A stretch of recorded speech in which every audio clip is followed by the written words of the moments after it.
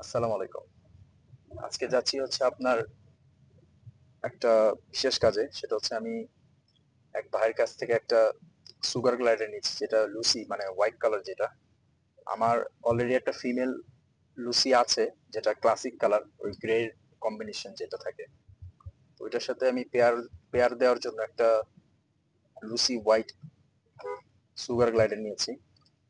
তো নেওয়া হয়েছে বেশ কয়েকদিন আগে, প্রায় আপনার 15-20 দিন আগে নিয়েছি। যদিও আমার ওইটা একটু বেবি ছিল, যার কারণে আমার তার কাছ থেকে ওইটা ডেলিভারি নেওয়া হয়নি। তো আজকে সে বলল যে এখন একটা প্রপার এজ হয়েছে ডেলিভারি নেওয়ার মতো।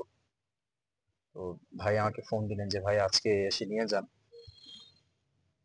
আর যেটা ক্লাসিক আছে আমার বাসায়, সেটা কিন্তু টেম না, এটা আবার টেম। টেম হলে কি হয় আপনার, এগুলো তো খুব সুন্দর খেলাধুলা করতে পারে। তো টেম হলে আহ দেখতে ভালো লাগে, হাতে নিলে উগাল দিয়ে যখন হাতে আসে তখন দেখতে ভালো লাগে। আর লুসি আর ক্লাসিকের পেয়ারটা আমি কেন দিলাম, আমি I went to the Google. তো আমি দেখলাম যে লুসি আর ক্লাসিকের পেয়ার দিলে হয় কি, আপনি 3-4 ধরনের বেবি পেতে পারি এতে। লুসিও পাওয়া যায়, ক্লাসিকও পাওয়া যায়, আবার হচ্ছে কি মোজাইক বাচ্চা, যেগুলো মোজাইক হয়, মোজাইক বাচ্চাও পাওয়া যায়। এখন জানি না, এখন প্রথম দিকে তো আপনার লুসি পাওয়ার সম্ভাবনা অথবা ক্লাসিক পাওয়ার সম্ভাবনাই আছে। প্রথম দিকে আমার মনে হয় না যে মোজাইক বাচ্চা পাওয়া যাবে। এখন দেখি, বাসায় তো একটা আছেই, ওইটা ফিমেল আর এটা মেল। তো এগুলোর এজ এখনো কম, মাত্র 2 মান্থস ওল্ড। তো দেখি কেমন হয় পেয়ার দিয়ে। এখন আমি একটু ভয়ে আছি যে আমি যে এটার পেয়ারটা দিব, এখন এরা আবার মারামারি করে কিনা। তাই আমার আগে পাশাপাশি করে খাঁচায় রেখে আমার আগে দেখতে হবে যে মারামারি করে কিনা। মারামারি করলে আমার এদেরকে কিছুদিন আলাদা রাখতে হবে। তো ঠিক আছে, আমি যাচ্ছি। তো চলে আসলাম সেই ভাইয়ের বাসায়। এটা হচ্ছে তার বাসার সেট আপ একটা।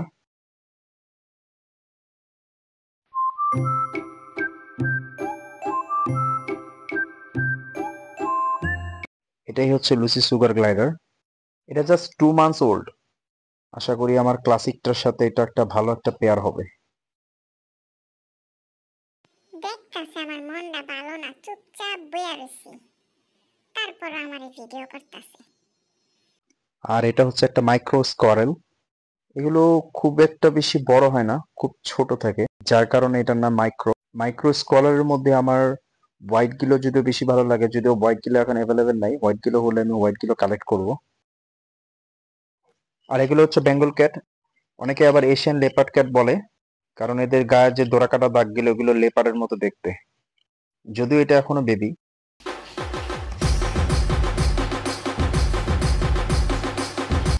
আর এটা হচ্ছে একটা পমিরিয়ান ব্রিড, ওয়ার্ল্ডের স্মলেস্ট ব্রিড গুলোর মধ্যে একটা।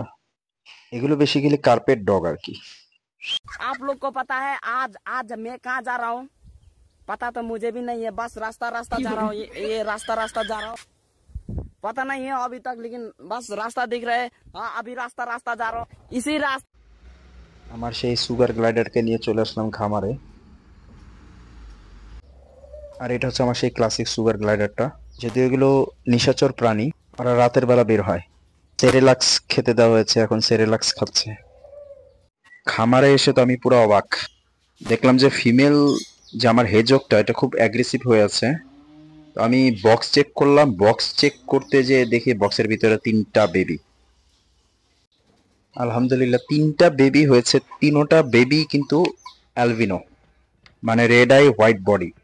তাই ফিমেল হেজকটাকে ড্রাইড সুপারম খেতে দেবো, এতে প্রচুর পরিমাণে ভিটামিনস, মিনারেলস, ফ্যাট এবং প্রোটিন আছে। দেওয়ার সাথে সাথে দেখবেন খুব মজা করে খাচ্ছে।